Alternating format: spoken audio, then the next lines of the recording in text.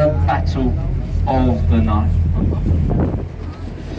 And just ahead there is the Waterloo Road Bridge, nicknamed the Ladies' Bridge, because it was built during the Second World War by a predominantly female workforce. It's built out of a self-cleansing stone, so when it rains, it cleans the faces of this bridge. However, as you can see, the underbelly stays relatively dirty. That's where the water cannot actually get to this point. It is the longest bridge to span the river here in central London, standing at a quarter-mile. And on the left there, behind the tree line, Somerset House, built for the Dukes and Earls of Somerset. It used to hold all of the information for the births, marriages and deaths of everyone in the United Kingdom. It now has a fantastic open air cinema in the summer, as well as an ice skating rink in the winter months. So all year round you've got something interesting to have a little look at in there, for sure. Now we have got this very impressive looking ship a little bit further up on the left, the large white vessel. That is the HQS Wellington. It used to be part of the New Zealand Navy. It has now been donated to the Master Mariners. In order to join, you must be a captain at sea for a minimum of 25 years, which is why it is one of the most exclusive clubs in the whole of this city, especially in this area here. Now folks, I know you're not going to believe this one, understandably, but London has some of the world's best and premier beaches. We've got the South Bank Riviera just there on the right hand side. Beautiful sandy beaches, blue waters, blue skies. What more could you possibly ask for? This is of course where they filmed Baywatch. True story that one folks, a fantastic little day out for you and the kids, I'm sure. Probably not folks. Now I understand a lot of you on the boat today, English is not your first language. That's alright. That is why I am trying to talk very, very slowly and clearly.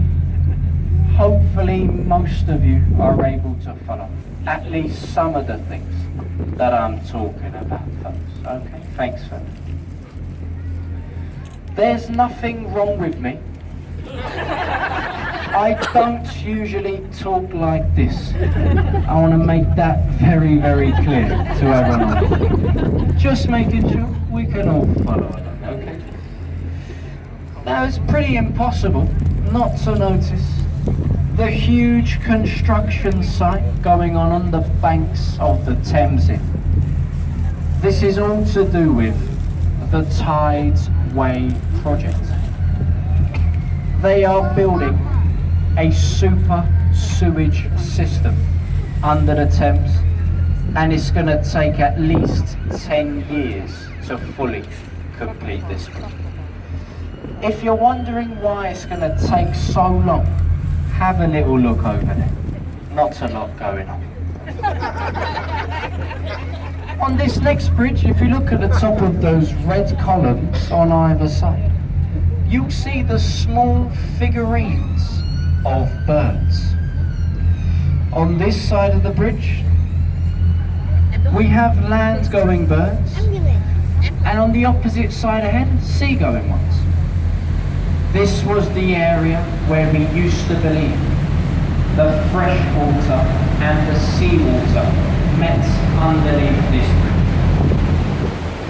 We now actually know it meets a bit further upriver behind us, and we are now travelling above brackish water, which is a mixture of the two.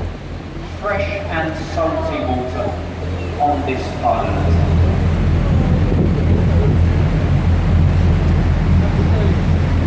And over there on the left, we have the best view of St. Paul's Cathedral. St. Paul's is 365 feet high. That is easily remembered as 1 foot for every day of the year. Designed by Sir Christopher Wren, completed in 1711.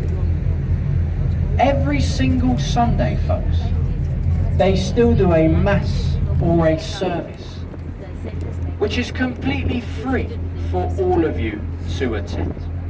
I say it's free. You'll notice it's very quiet in there. Everyone is paying attention to all of the ceremonies that are going on, of course. And you'll see a man in there walking around with a pot, a silver bucket, asking for donations, like many of the churches all over England.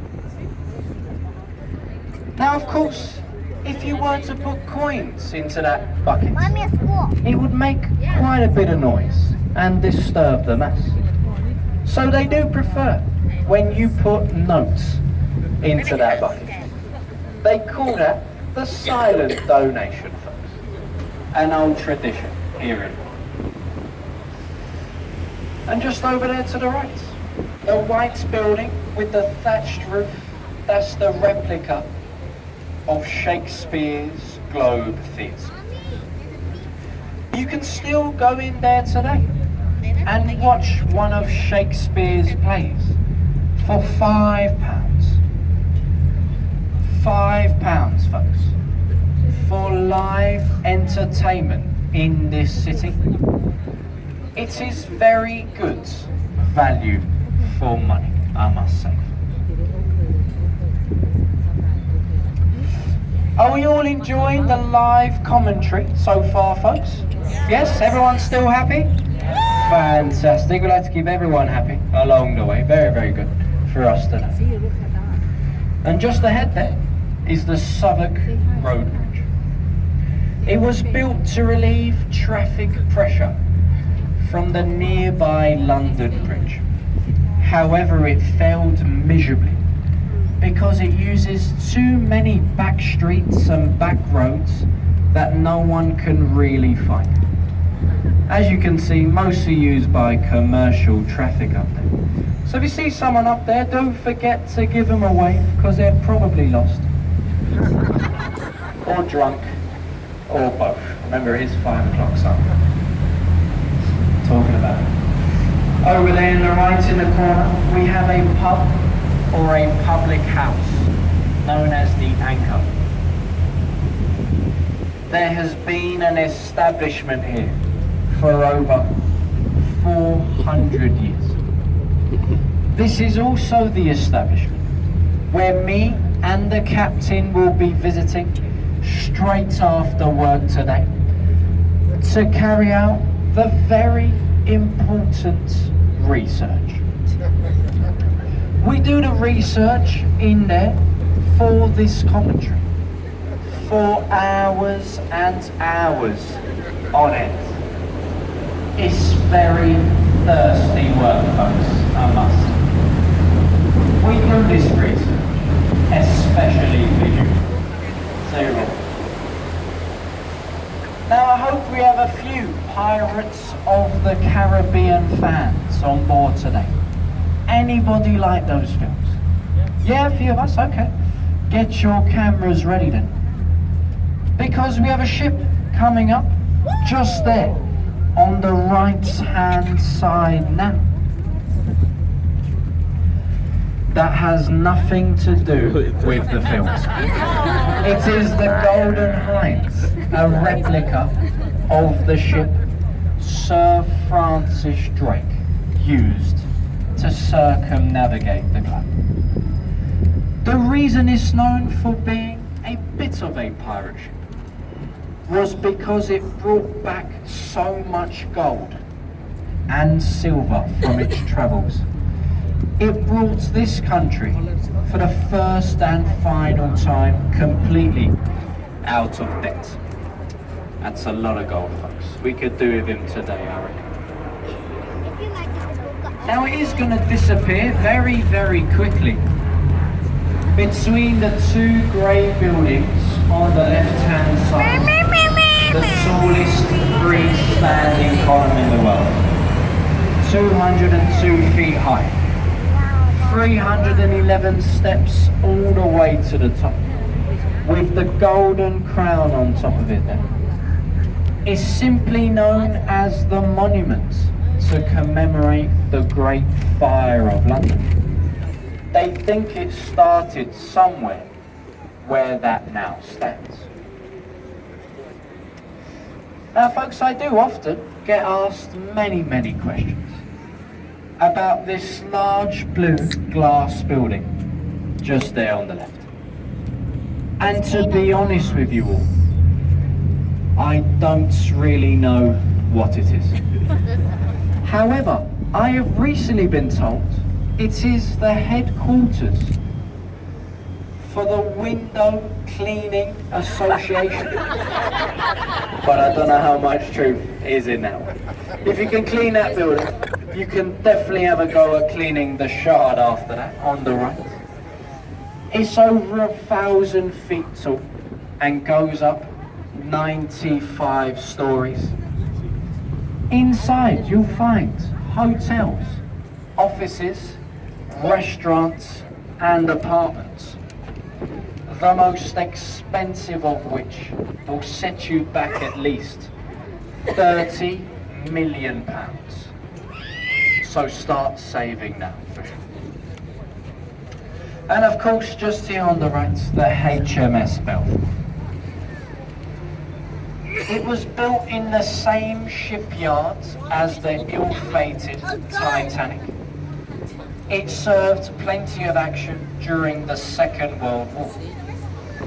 It's got over 9 decks, takes 2 to 3 hours to visit the entire ship.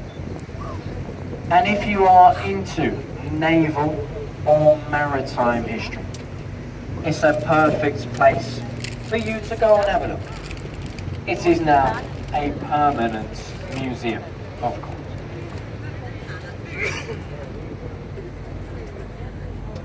And of course, over there on the left, we have the Tower of London, or the Bloody Tower.